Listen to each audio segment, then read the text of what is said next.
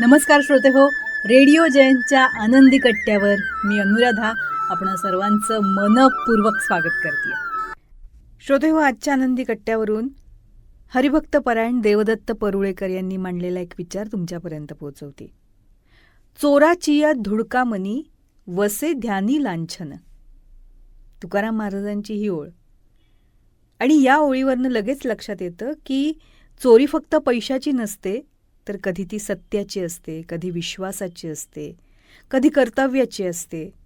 आणि अशी चोरी करणारा माणूस सगळ्यात आधी स्वतःच्या मनःशांतीची चोरी करत असतो. याचं अत्यंत चांगलं उदाहरण म्हणजे फ्रँक ॲबॅग्नेल.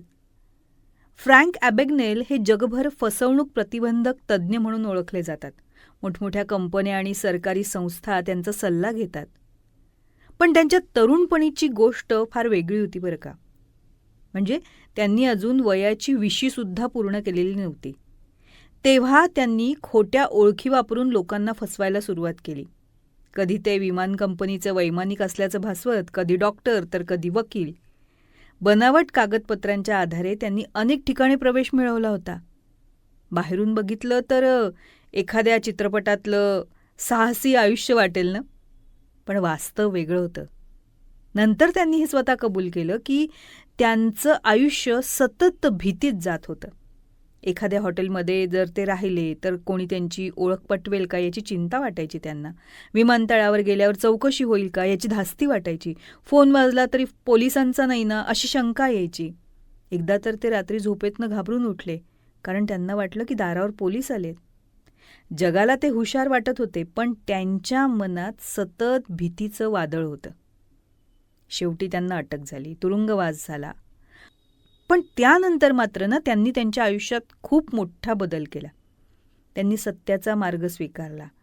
लोकांना फसवण्याऐवजी त्यांनी लोकांना फसवणुकीपासून वाचवायला सुरुवात केली. विशेष म्हणजे नंतरच्या मुलाखतीत ते म्हणाले की प्रामाणिक आयुष्य जगताना जेवढी शांती मिळते ना, तेवढी त्यांच्या तथाकथित रोमांचक आयुष्यात त्यांना कधीच मिळाली नाही. बघा, आपल्या आयुष्यात सुद्धा असंच घडतं ना. खोटं कारण सांगून रजा घेणारा कर्मचारी, पालकांपासून सत्य लपवणारा मुलगा, मित्राचा विश्वासघात करणारा मित्र, या सगळ्यांच्या मनातनं कुठेतरी एक धास्ती असते. जर सत्य समोर आलं तर.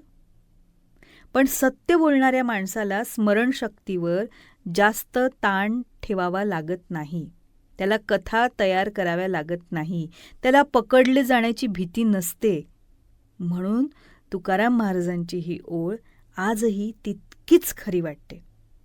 बाहेरचा चोर पकडणं सोपं असतं, पण मनात बसलेला चोर ओळखणं कठीण असतं.